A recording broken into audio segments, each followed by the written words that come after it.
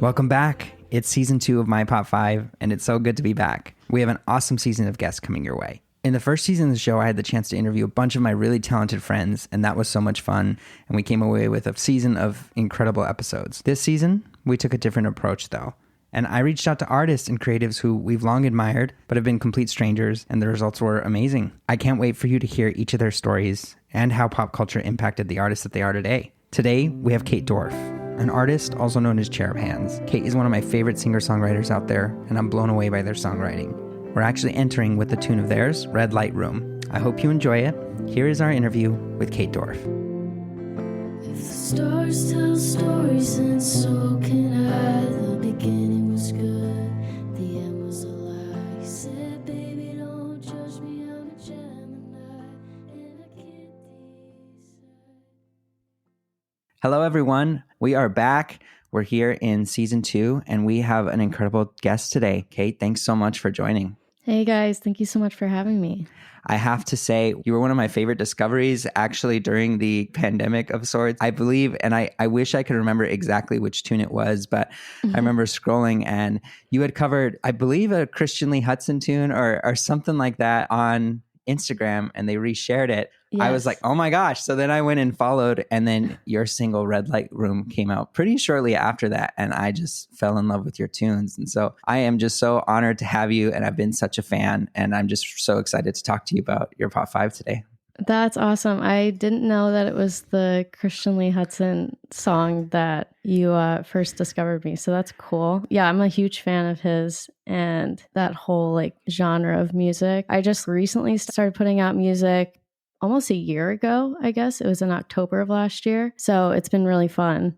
Yeah, and you're incredible at it. It's such a gift. Yeah, I do want to hear more about your story. But before we do, we like to ask all of our guests, can you name what your Pop 5 is with no comment, no context? What's your Pop 5? So we have Taylor Swift, Guitar Hero, Stranger in the Alps, TikTok, and the Twilight soundtracks. Yes, and I am so excited to get into it. You know, just learning a little bit more about you. I understand a lot of the reason you started music was because of Taylor Swift. So let's go ahead and start there. I will admit, I am such a huge Swiftie myself. Listeners of the pod know that it's almost a drinking game at this point. Can we go through in a single episode without Ryan mentioning Taylor in some capacity? So now that we get the opportunity to really deep dive on this, I'm really excited. So Kate, tell me about your experience with starting out music, but also your relationship with Taylor Swift and why she was so impactful for you. Yeah, I mean, I started getting into music mainly because my dad is a singer-songwriter. He told me and my brother at a really young age, you guys have to learn one instrument. I don't care what it is, but you need to. And I was like struggling with the idea of what I wanted to learn. I tried piano. I hated it. And then I discovered Taylor Swift. She plays guitar and I was just obsessed with her and her style. And I was like, I want to be Taylor Swift. This was like the age of 12. I told my dad, I was like, I want to play guitar because I want to be like Taylor Swift. That's kind of where it all started. The first song I learned on guitar was Our Song by Taylor Swift. I like still know it today. I'm just a huge fan. Her first record was the first one you heard. I'm guessing since Our Song's the one you listened to. Yeah.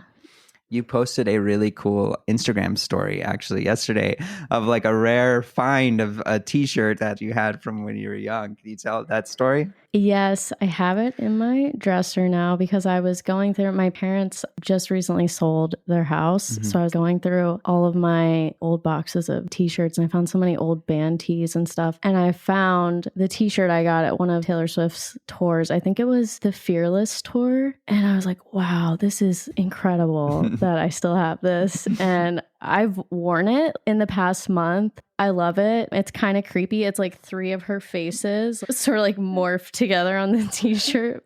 Yeah, I love it. As a songwriter, I'm so inspired by her in terms of songwriting because I think she just has the formula down to a T. Mm-hmm. In my opinion, I think a lot of songwriting is all about just storytelling and she does it so well. Like you just remember the story. There's never a question when I listen to a Taylor Swift song, like what was that about? And I think that's what really draws me to her music. So you said you were 12. Where did you grow up? Tell me a bit about your story.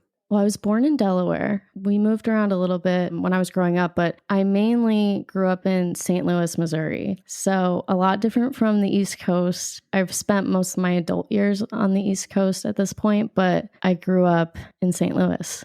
Awesome. And what was that like? Did you like St. Louis? Do you prefer the East Coast, or what was your experience like out there?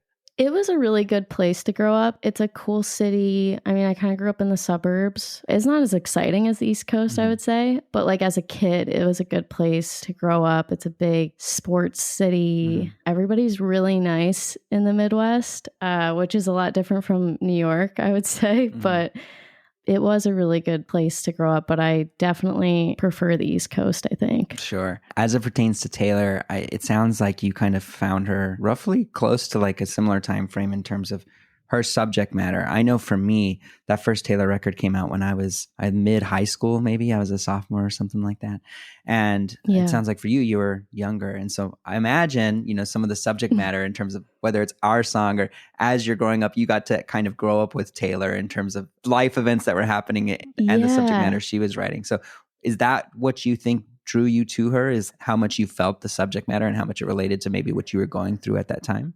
Right. That's so interesting because I was just talking about this with a friend of mine the other day. I was like, I feel like I grew up with Taylor Swift, but I didn't actually relate to her music until more recently, maybe in high school, like college even. I'm thinking about the Red recordings coming out soon. Yes. And I'm like, I need a whole day to just process these. As dramatic as that sounds, I feel like that entire album was sort of about heartbreak, loss. And when it came out a while ago, I hadn't necessarily experienced all of those things. But now looking back, I'm like, I actually know what that feels like. I grew up with her, but I'm like continuing to grow with her music, as cliche as that might sound.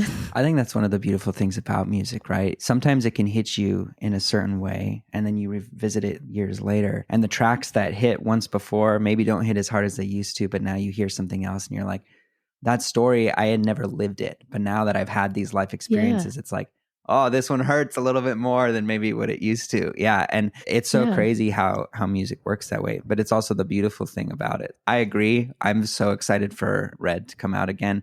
We did an episode in season 1 with someone who put Red on their top 5. And, we might have to revisit that as an entire show again because it's going to be great.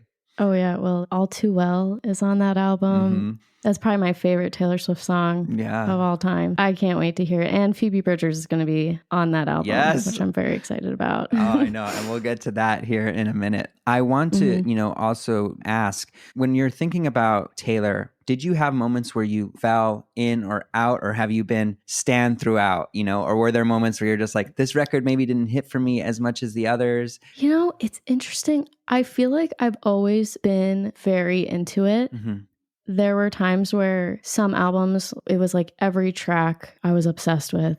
And then there was other albums where maybe it took me a little bit longer to get into it. I think the transition into pop, the pop phase that she went through, like with Reputation and stuff, was really different. I was like, okay, I'm here for this, but it's different. Like it takes me a little bit longer to digest it, but there's still always songs on every single record that I'm really, really into. But for me, I think the 2 most recent records, Evermore and Folklore, are just incredible. Yeah. In terms of songwriting and the sound of them. I love the production of them. I think they might be in my top 5 Taylor Swift albums, maybe even top 3. Yeah, that's incredible. You can kind of go either way. As you were building up, you were like, these most recent records, it could go either way. She was like, I hate them, or the fact that you said you love them, it's funny. I have similar feelings. I will be honest in terms of my story and say I didn't really get Taylor until Red 1989, around that time frame. Now I've gone back and have love for those earlier records, but it was Pop Taylor that kind of sucked me in.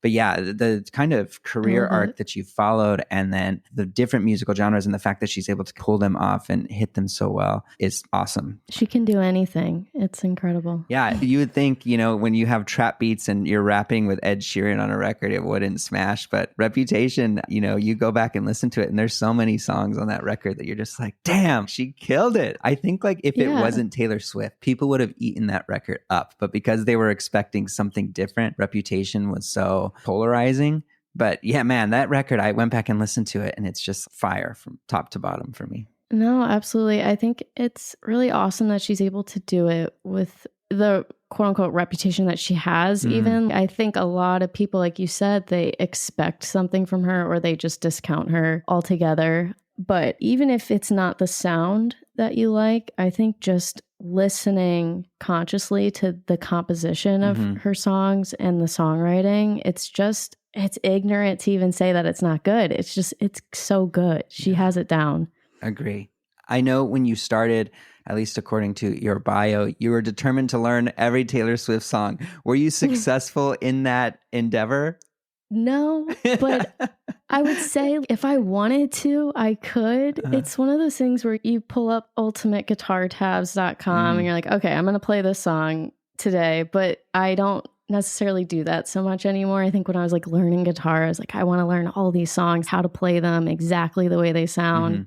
And now I'm taking a step back and just playing songs. If I hear a song that I really, really love and I want to learn it, I'll learn it. But just like being an active listener when it comes to music has really benefited me. But there's still a lot of Taylor Swift songs that I have to learn. Of course, if I could go on tour with Taylor, I would learn every single one for sure. But you're talking about covers, and obviously that's kind of how I found you, right? But even now, I'm telling this to the audience mostly. Go to the Cherub Hands Instagram. There's a couple of videos of you playing, I know there's a Clairo tune on there and the Boy Genius song that you cover on there. And every single one, I'm like, this is almost as good as the original. So please, everyone go listen. It's all incredible. Thank you. Now, how would you say, or do you think that Taylor has influenced your songwriting? And when did you start songwriting? We'll get back to the show in just a moment.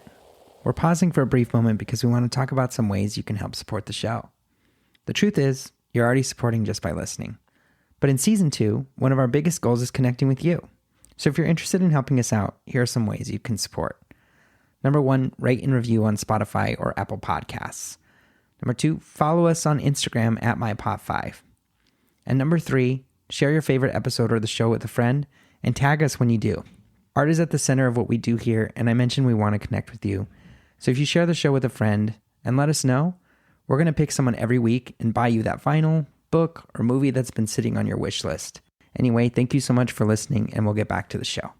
Taylor has influenced me as a songwriter because I think she's the first person that I sort of followed who wrote her own music and did it in a way that I related to and wrote music that I wanted to write. Like I said earlier, her method of storytelling in songwriting is something that I'm really drawn to. Just the ability to like paint a picture. I think she's really good at imagery, showing people what she's talking about rather than telling them. And I think that's really important in songwriting. So that's something that I've taken for myself, and I try to do similar things when I'm sitting down to write a song. I try to show rather than tell, if that makes sense. And I think Taylor does that really, really well. And she has the formula for songwriting. The bridges always build so well into a chorus, and it all just sounds so put together and so well thought out. And that's something that's always inspired me. Yeah, and I can hear it in your tunes. When you talk about reading the script, I think another thing that Taylor just does really well is taking something that's like a simple line, but because of the context surrounding it everywhere else in the tune, it makes it hit that much harder. And I think back to your song, Red Light Room, the end thing that you repeat, I'm better now, I tell myself, that line there.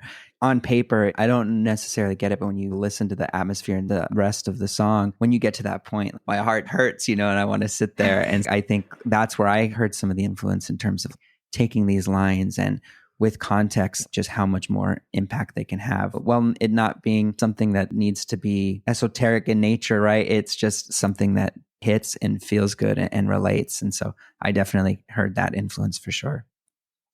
That's cool that you brought up that line, because I think when I was writing that song, I was like trying to get over somebody. The song was about trying to convince myself that I was better off without somebody. And then listening back to it now, your perspective about songs change. And listening to that song now, I'm like, oh, yeah, like I am better now. It's true. Wow. I'm not trying to convince myself. Songs can mean different things and different points of your life. You can grow with them. That's what I love about music. Absolutely. Now, before we move on from Taylor Swift, I know we want to get on to your other things. You mentioned a bit ago, Folklore, Evermore are probably in your top 5 of Taylor records. What would the other 3 be? No pressure, but what would those other 3 be? Okay, so definitely Red, Speak Now. Mm. I really like Speak Now. Now, this is tough because I've recently discovered that Lover is a great album. Yeah. It's so good. Reputation is great. Actually, you know what? It's 1989. There you So it's go. got to be 1989, Red, Speak Now, Evermore, Folklore. Wow. Okay, there it is. The top 5. There we go. It's definitive. Awesome. I think, Lover, you mentioned it a bit ago. That record was so good. And I'm so sad. I mentioned it on another episode, but I felt like that was going to be the record of a summer. And then COVID happened. We were getting ready to do the tours for Loverfest. Folklore and Evermore, as great as they are, I'm so bummed that they kind of didn't let Lover get its shine. Yeah. Cruel Summer was going to be the bop, but we just kind of moved on because COVID happened and she moved on to something different. And so there's such good tunes. I know. That one about her mom, Soon You'll Get Better, on that record too. There's so many great records. It has a huge range. It really does. Cornelia Street. Mm-hmm.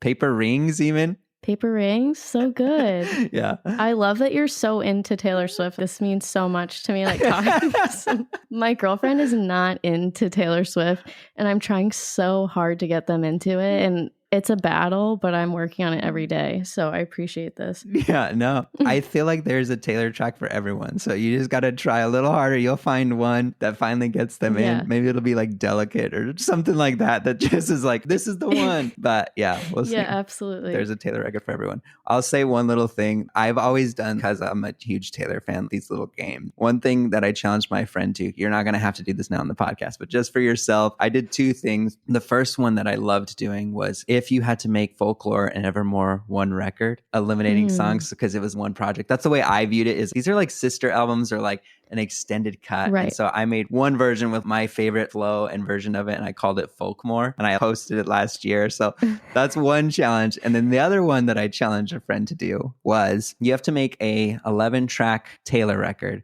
but you have to use one song from every record, and then you can fill in the other ones how you can.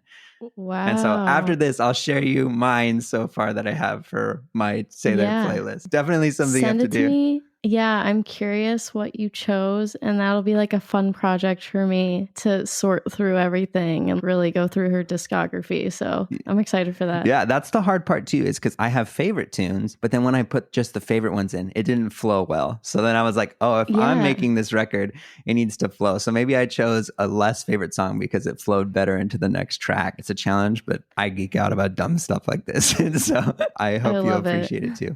Definitely. Let's go ahead and move on to your next thing here. You talked about it already. I'm interested about your intro into it. We've had discussions about this here on the show before, but I think everyone's going to have a different entry point. Guitar Hero. Let's talk about Guitar Hero. Yes. Tell me about your story with Guitar Hero and why do you think it was so impactful for you? I just feel like it encapsulates my childhood. Growing up with my brother, we would just play Guitar Hero for hours. We'd come back from school and play Guitar Hero. Like people would get Guitar Hero for Christmas. It was just so much fun. I was into Guitar Hero before I ever played guitar. Right. So you know those people who think they would be good at guitar if they're good at Guitar Hero? I was one of those people. Those are the most annoying people ever. I'm in like expert level. Like I'd be good at guitar. And then I like played guitar. My dad tried to teach me guitar and I was like, oh, I hate this. This is not Guitar Hero. And I was like, yeah, wow, this sucks. Until I really started taking lessons and getting into it. Guitar Hero was the first, as weird as it sounds, it was like a game, but I was like, this is fun. Like I would like to do this, like to actually do this in real life, play songs and play in a band, be a rock star. Yeah. As lame as it sounds, but totally not my genre now, but it was fun as a kid. Do you remember which game you started with? Which Guitar Hero game it was? You know what? I don't know. It was the one for Wii. That's what I know. The Wii remote went in the guitar. I don't know which version it was. I also had the one for the DS where you like put it into the cartridge part. Yeah, it was an attachment. You like played it on with your like hands. You just held the DS. I don't even know how that was possible. Like I would love to dig that up and play it again sometime. But Yeah, I actually saw at a retro game store recently that attachment, and it Really? was a total blast from the past. I was like, I completely forgot about that. Yeah, I had that one too. It was called Guitar Hero on Tour. And I remember it introduced me to Weezer. I had never heard the song Buddy Holly before, and that was on that game. I also played Guitar Hero a lot growing up. Yeah, absolutely. It definitely introduced me to music that maybe my parents were into, like Barracuda. Mm-hmm. It's like one that sticks out for me. Classic rock songs and stuff with heavy guitar leads and guitar riffs. And I thought it was the coolest thing ever. Yeah. You kind of hit on something. I mentioned before that we had kind of talked about this on another episode, but your first impression showed a different position that we all missed the first time we talked about this. And that is that fantasy that comes with playing these games in terms of you can transport yourself just for a second to be like, I'm a fucking rock star. This is what I want, you know? As silly as it is, I remember some of the coolest parts of that game where the fantasy that comes in my head about, I get to pick a band name and then we keep escalating into bigger venues throughout the game. It's like set up to be a dreamer in some ways. Right. I don't think people really necessarily recognize that was a lot of the draw as to why it feels good. As much as it is playing cool rock tunes with your friends and singing and playing drums as they added other instruments, right? It is also just, there's so many people that would love the idea of being in a band or being on a stage. And this presents that opportunity, even if it's for 3 minutes as you play Coldplay's Yellow or something, you know, that's the biggest thing. It made it so easy. Never really thought about that. Also, you're actually playing this song, you're hacking all kinds of notes. You can hear it and the crowd starts booing. You're right. Maybe not something that you realize, immediately, but intuitively. Yeah. It was very accessible. They presented you these goals, like finish the song, hit all the notes, all of that. And it was easy to get there and practice. It was almost very disciplined. I don't know what it was. Shoot. But I don't know. One of them was really, really fast. I remember practicing it over and over again and then finally getting it down and feeling like, wow, I can do this. I can be a rock star. I could do that for real. Yeah, it's so silly. Like you mentioned, it's amazing how much it teaches discipline, right? The people who are insanely good at that game really only took the time to slow everything down, basically memorize all these patterns, just like you would practicing scales on a real guitar or anything like that, just so they can one time play at real speed at expert level and get the highest score. It's funny that you're doing it for a game, What I was going to say a bit ago, though, was there's always this sad thing that I see go around the internet. At some point, your parents put you down as a kid and never picked you back up again. And it's always so sad to think about. But I'm thinking about it now. There's one point everyone put our Guitar Hero controller down for the last time and never picked it back up again. And how sad is that too? No, there was one point where we took it to GameStop and we were like, can you give me $10 for this? And they said, we'll give you $3. We'll give you a store credit that you can't buy anything with.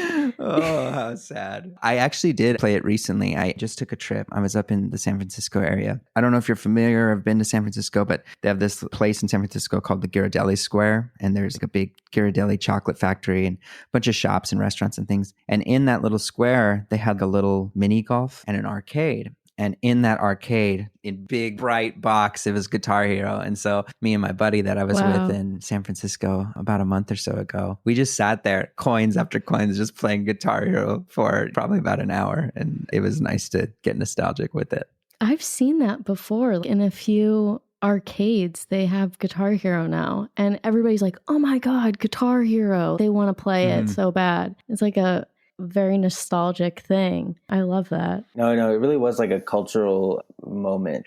I was trying to draft a tweet one day, I remember, about how just because of what it was in the cultural zeitgeist, and I couldn't really put my finger on it, and I'm still kind of trying to think about it. There's something there. I'll have a banger tweet one day about it. Watch. I'll look out for it. The one thing that I found interesting, I didn't know this until I was doing some research before we recorded here today. Did you know Taylor Swift was a playable character in one of the Guitar Hero games? Really? Which one? I don't know.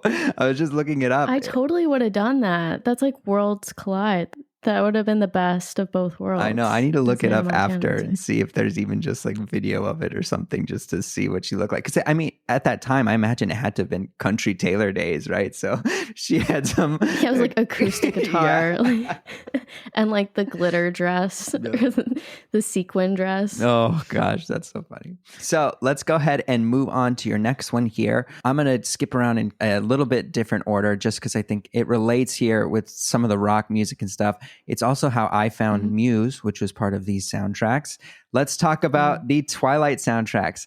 Talk to me about your experience with this music and why you loved it so much. I am such a huge fan of the Twilight soundtracks. I feel like when I listen to a Twilight soundtrack, I'm like, yes, this is what I would want one of my albums to feel like.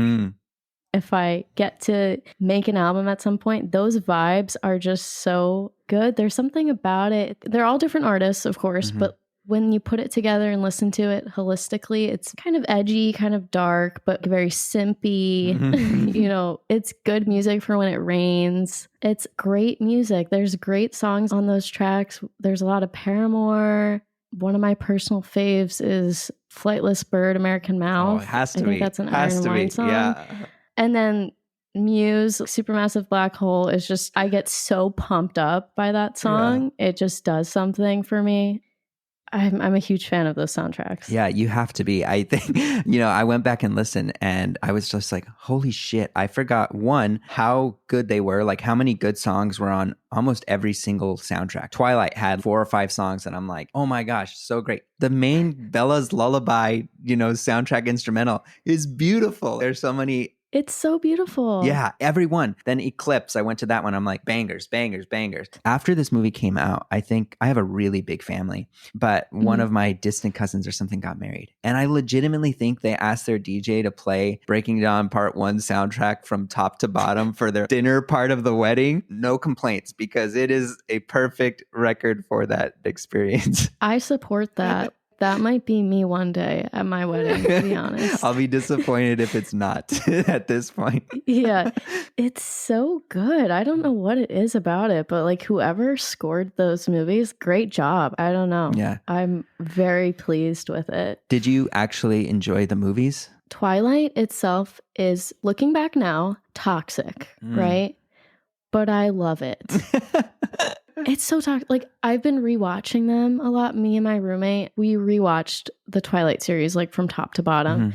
We were like, oh, wow, that's actually like not good. Like what he's saying to her, that he's gaslighting her.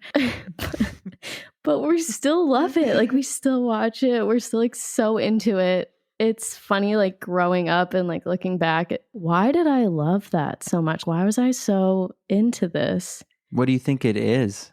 There's something like about the yearning in those movies, wanting something that you can't have, new love. It's interesting. And I think when I first read Twilight, I was probably like 12, maybe like in 6th grade or something. Yeah. And I have no idea what love is at that point. So I think that was, like these people are in love. This is how it is. This is amazing. I want to be a vampire. And then you like live your life and you realize, he was probably gaslighting her and now she may have ruined her life. It's still good. It's a good collection of movies and I'm still a huge fan. So. Yeah, I was thinking the same thing as you were kind of talking back through it. And I think there's something to be said for whether you are experiencing it as a youth or you're either nostalgic, remembering what it's like being at that coming of age time of your life. You said you don't know what love is, but I think you do. It's just a different kind of love. I don't know that any of us will ever be able to feel as strongly as we did that first real love that you had, right? Yeah. That doesn't diminish anything else, right? It's a deeper love maybe later in life or a different type of love, or you've learned more on how to love differently. But that pure, raw passion of this is it, that first time you feel that, I think that's what those movies capture so much. And heartbreak at that level, right? I've been heartbroken and where it feels like she is a new moon, where it's just spinning around her in that chair, playing. I was just about to say possibility that scene. soon. Oh my gosh. I felt that so many times in my life, right? But nothing hurts as bad as the first one. Maybe it does, but different. I think it's the same, but different. I think that those movies capture those feelings of what it's like to be young and not knowing better, and the way feelings impact you because you don't know better. I think that's also what these records do, is they capture that color. You mentioned like a darkness or a feeling that comes with it. And I felt that on every single one of these records, putting me in that place that I don't know that I ever necessarily wanted to be, but can relate so heavily to because I have since lived it. Yeah, it makes me think about some of the Taylor Swift songs that I was so into when I was younger and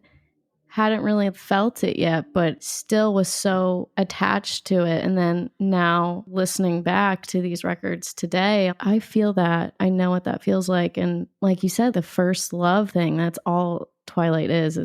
It's like before you know what it's like to find somebody who's good for you and yes. who you don't just love because you're so attached to or you've never felt it before and you don't know any better. It is a very coming of age thing a lot of people grew with and grew up with. Despite the fact that Edward's 108 years old or however old he is. Yeah, despite like how creepy and sort of toxic it is. Yeah. I'm Team Bella. Now looking back, I'm Team Bella. There we go. That's how it goes. I'm Team Alice. That's my team at this point. I love Alice. My girlfriend and I have decided we're going to be Bella and Alice for Halloween. And we're like, this is the Twilight that we all deserved. Yes. Oh, man. Coming back to the soundtracks just briefly, so much time has passed since those movies were at their stinking peak. And they've become such a meme that I think people forget just how huge they were. I go back specifically thinking back to that Breaking Dawn Part 1 version of it. So many of these songs or artists were made or huge because of those movies. That 1,000 Years song, I forget her name. Is it Christina Perri? Is that what is her name? But anyway, that song was huge and on the radio for a year, all because of that song. Yeah. Bruno Mars had a huge song on these records. It was before his prominence. Yeah. Like you mentioned, the Iron and Wine tune, Flightless Bird American Mouth, that song I think became as big as it was because of these movies. And I think we forget just how massive those movies were in pop culture and the zeitgeist at that time. Yeah, absolutely. It's crazy how a movie can make an artist's career in a way, just the song that was playing. I mean, I know TikTok is one of the other things that I put on here. Certain platforms, whether it's a movie or like social media or something, can really just open doors for musicians just because of the culture surrounding something or the exposure that it has. So for sure, I think a lot of artists on the Twilight soundtrack probably took off because of how popular the movies were and how much exposure they got from that. Well, let's get into that. Let's go ahead and move on to TikTok. TikTok, I think, is in everyone's world as it stands today, for better or worse. I think there are aspects that people will raise their eyebrows at, but in the most part, I think it's pretty great. So tell me about your experience with TikTok. You have an awesome TikTok account that I love watching, but tell me about your experience of TikTok and why it's here on your Pop 5. Thank you. Yeah, I love TikTok. I got into TikTok, I feel like it was a while ago. It was when everybody thought that TikTok was stupid and weird and for little kids. And I was like, no, guys, there's actually good stuff on here. It's actually really funny. It's not Vine, but it's kind of like Vine. And there's some really funny people on there. The algorithm is great. The TikTok algorithm knows me better than I know me sometimes. And I just really got into it. I was telling all my friends, you got to get TikTok. And then they finally got it and they were like, oh, shoot, obsessed. Like I'm addicted to it. Like I can't stop watching. You just can't stop scrolling. For me, I found my own audience through TikTok and sharing my music or just sharing who I am and meeting people through TikTok. I've met so many awesome musicians through TikTok who are like my friends now. There's so many cool connections that I've made through it, and it's really influenced me, especially in the past year or so. Wow, that's so cool. With TikTok, you're right. Even for myself, what it was popular for that you saw are the thirst trappy girls doing dances or things like that. And that's what it was. I don't want any of that. They're like, yeah, that's in your algorithm if that's all you're staring at all day, right? But there's also so many different TikTok categories. I love that there's dad talk or whatever, right? Where it's just, there's dads who like tell you how you can change your oil or do these little things and TikToks. And there's these little subsidiaries of TikTok that have their own specific niche. So there is a lot of great stuff on there. It's just a matter of finding it. One of the things that I came across, I'm not even in the market for a new car or anything, but I got sucked in for like an hour and a half one day about this guy. So I guess he was a car salesman for like 25 years.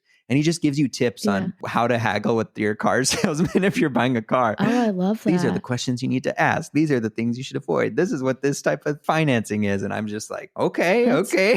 Yeah, it's like short form content from YouTube. It's very condensed. There's a lot of like useful stuff on there. I came across one account that gives interview tips and stuff when you're looking for jobs. There's DIY stuff on there. The range of content is really cool. I think my favorite part of it is discovering different musicians through TikTok, because I think it's a really cool way for smaller artists to display their skill without an audience. The cool thing about the TikTok algorithm is you don't have to have followers for it to show up on somebody's page versus Instagram or YouTube or wherever else you're posting. You need followers to really see your content. But on TikTok, it could just end up on somebody's For You page and they can connect with it or something can go viral. I think it's the easiest platform to go viral on. And I think it's great for musicians because, I don't know, you think about Doja Cat, right? She's huge, and a lot of amazing musicians have taken off. One of my favorite right now is Leith Ross. Not familiar, no. Heard of them, but really great singer-songwriter. I'm actually one of my good friends who produced my last song, Tilly Louise. We met through TikTok. Allie Evanson is a great musician I met through TikTok. Yeah. She's on tour with Chloe Moriando right now, doing really cool stuff. So I just love how it connects people in a way that other platforms don't. Yeah, definitely. I'm not too in as a creator, right? I'm more of a consumer of TikTok at the moment. Yeah. But hearing that makes me want to. Just you're selling it for me to be like, dang, maybe I need to start making more TikTok videos, you know? I'll be like TikTok's new marketer. Go around, tell everybody all the pros and cons of TikTok salesman. Yeah. I have a friend who every time TikTok gets mentioned, I'm like, oh, I'm not too big into TikTok. Her response is always just, you're missing out. So it's just, I have so many of these pillars in my life telling me that I need to spend more time in TikTok. I recommend it. You know, you should even post stuff with the podcast on TikTok. Yeah. That'd be great. I see podcast stuff on TikTok a lot. Yeah, it's cool. I haven't posted in a while because I'm in this weird phase where I'm like, what kind of stuff do I like to make? What do I want to like share with people? That's been something that I've been thinking about a lot lately. And with TikTok, I'm like, do I want to make content that is consumable, or do I want to make stuff that I really like, or share more music stuff? It's interesting, but I think there's an area on TikTok for everybody, no matter how niche it is. So I'm a big fan of it. Yeah, I don't know that you were looking for advice, but I know something that worked for me in terms of when we were trying to develop this show was anytime I had tried any sort of creative pursuit that was driven more about how I wanted it to be received versus how I felt creating it, it always ended up feeling like work or not producing the results that I wanted. And then the things that were the most authentic and were me just captured, that's the stuff that has given me fulfillment and in turn then since been received well. Fully. I would try to absolutely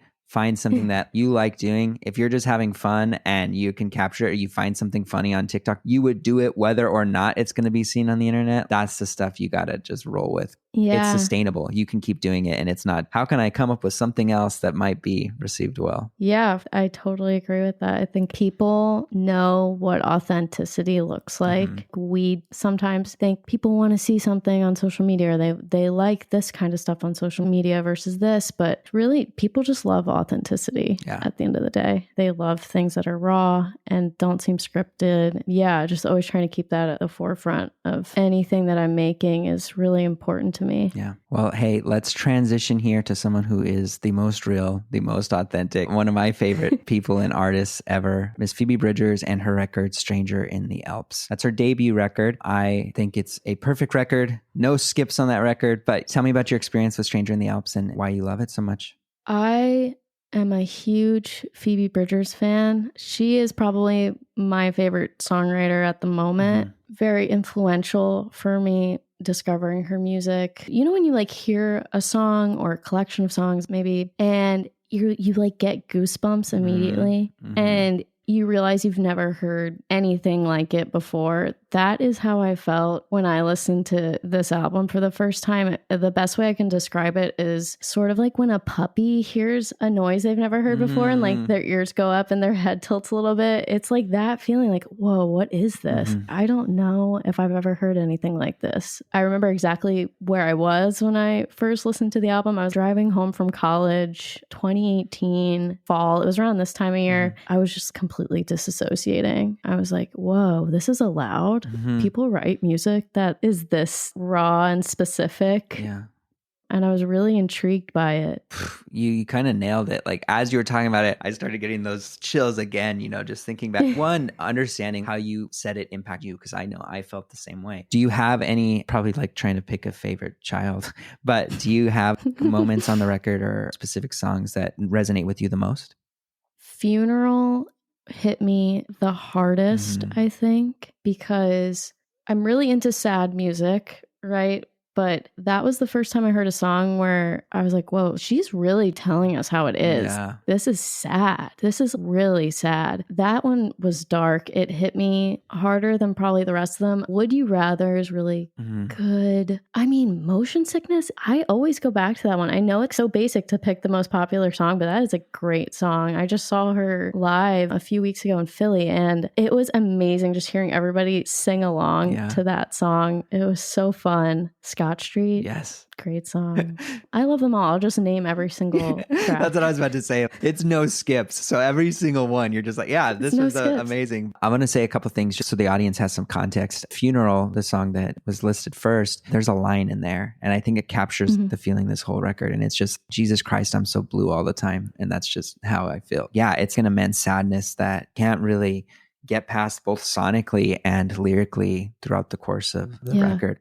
I think it reminds me of kind of what you were saying about Red Light Room, your tune. I wonder how Phoebe looks back on this now, right? Is it now, sure, I can put myself back in that space when I perform this tune or when I think about this tune, but I'm not there anymore. I can look at this a little bit differently. Yeah. That song is so good. Another background for the audience, Phoebe's probably biggest tune is Motion Sickness. She had a really abusive relationship with artist Ryan Adams. And so this is in response to that relationship. And so for me, I loved the song already, but didn't know necessarily what it was about. And when I read the details about her relationship with him and then looking back at the lyricism, I think that's a perfect song. And it's huge and it is her biggest song. And everyone loves that song because of what it means, right? And that music video where she's just riding on the scooter in the tux, that song is perfect. I've seen Phoebe a couple times, but never as her own solo artist. I had a ticket for her. She was going to be opening for the 1975, right when COVID happened. So I missed that, but I've seen her with Better Oblivion Community Center and Boy Genius, but never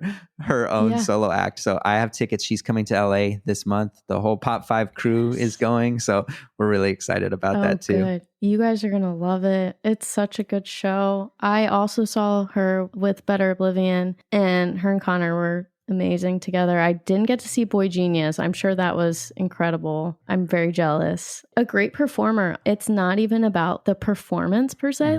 It's very much about the music. And I've always been an introverted person. I don't think I'd be a person to be like on stage and running around and dancing and stuff. And it was cool to see somebody like her just go up there and play songs. There wasn't any sort of distraction.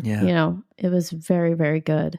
Yeah. What I think about when we were just talking about it, the Would You Rather song, that is almost the start of Better Oblivion Community Center. And again, for the audience context, Connor Oberst, and another amazing singer-songwriter, one of my favorites of all time. He was the frontman for the band Bright Eyes. He was featured on a Phoebe tune called Would You Rather on this first record, Stranger the Alps. And it was kind of huge because at the time, Phoebe hadn't risen to the amount of prominence that she has here. So the fact that she got Connor on the record and hearing their voices blend for the first time, I was surprised because he's not listed on the record as a feature. So when you're just listening to the song and then you hear Connor's voice come in the pre-chorus, you're just like, oh my gosh, that's Connor Oberst. And they ended up doing now a side project as them two, as a duo singing together called Better Oblivion Community Center. So it's crazy to see the inception of that on this record, what ended up becoming and what that relationship has since been. And he's been on her most recent record, Punisher, now. So this being the start, it's such a cool thing to see. Yeah, their voices are so different, but they work so well together. The entire Better Oblivion Community Center album is fantastic. I like how it doesn't feel like a duet sort of album. They sing together and not always harmonizing. They're just singing and it feels very much like a band. It's great. I'm such a huge fan of both of them and their lyricism. It's so hyper specific, which I have learned works really, really well in songwriting. And I think that's why I love Stranger in the Alps so much. Yeah, the songwriting is phenomenal. And I am not a lyricist by any means, but it's always been one of my favorite things. I'm a drummer primarily. I've talked about my love for Taylor Swift and Phoebe Bridgers and Conor Oberst. I have such a love and affinity for songwriting and the craft. When you sent your pop 5, I was just like, oh, this is just the key to where I'm at. It's kind of cool that we were strangers on the internet and have such a love for a lot of the same music and taste. So it's been super exciting to see. Yeah, I love it.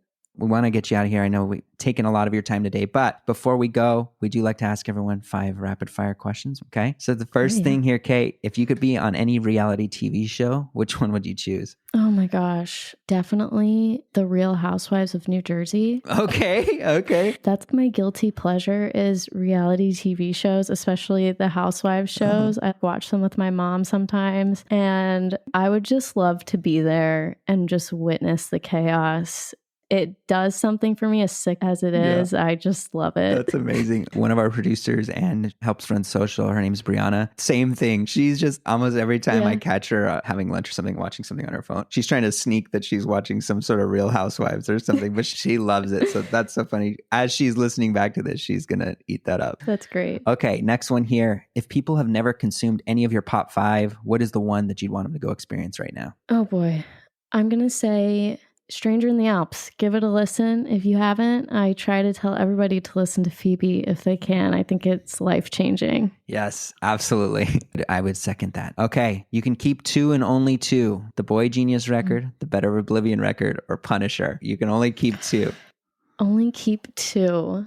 Oh, this is hard. I have to keep Punisher. Okay. I have to. And then it's between Boy Genius and Better Oblivion. I love Lucy Dacus and Julian Baker so much, but I love Conor Oberst. This is so difficult. I'm gonna keep Boy Genius. Okay, awesome. I don't want to throw away any of them. I agree with you. But yeah, okay, I felt cool. evil when I came up with that question. It's a little bit evil. That was kind of mean, not gonna lie. I'll take it. The next question here. What is something you tell a past version of yourself? Oh, a past version of myself. I would say don't be so afraid to share the things that you make. For a long time, I wrote songs since I was in high school, 16 or 17, and it was just for me and it was very personal and I didn't want to share them with people and they weren't really that good, to be honest. But I think in the past year, I found that no matter how specific things are, people still like to hear them and they relate to them in some way. It feels good to share the things that you make. So don't be so afraid to do that. No, that's amazing advice, I think, for everyone listening here too. If you have some sort of creative thing that you're wanting to do or that you have been working on, but just haven't submitted it or haven't sent it out to the world, do it. Do it. Awesome. Last one here. Who's someone you think we should have on the show? Oh my gosh. I'm going to say you should have Tilly Louise on the show. She produced my last single, Change for You, is a really awesome producer and singer-songwriter, makes some really great tunes, and is a really, really good friend of mine too. Just a really fun person. And yeah. Awesome. I love them. We'll make that connection. We'll make that happen. Change for You is an awesome song. I'm going to give you some time here to promote it. I love the concept of what Change for You is about. Can you explain that to the audience and then tell people where they can follow you? Yes. So Change for You is my most recent single. It's sort of about being a simp in the simplest forms, feeling like you would change your entire personality to get somebody to like you or stay with you. I don't recommend that, but it's good content for a song for sure. We've all been there. We've all been there, and then we grow from it, and then we look back and we're like, wow, it's like the Twilight Saga. But yeah, that's my most recent song. You can find it on Spotify or anywhere where you consume music. I'm on Instagram as Cherub Hands. I'm on TikTok as Cherub Hands. You can probably find me everywhere as Cherub Hands. Amazing. And we'll share everything here in the podcast description. Thank you so much for coming. We really loved our conversation with you. If I'm ever in New York, I definitely want to get together and geek out more about Taylor. Yes. And we'll figure something out. But thank you so much for coming. Thank you so much, Ryan, for having me. And if you're ever in New York, hit me up. Will do. All right. Thank you. Thank you. That'll do it for today's show. Thank you so much for listening. We're going to send you out with another special tune. We recorded this episode back in the fall, and since then we've been obsessed with this song that Kate wrote called Change for You. So here's a bit of it to send you on your way. As a reminder, share the show with your friends, and we just may buy you that next piece of art that ends up on your Pop 5. We'll see you next time, but until then, what's your Pop 5?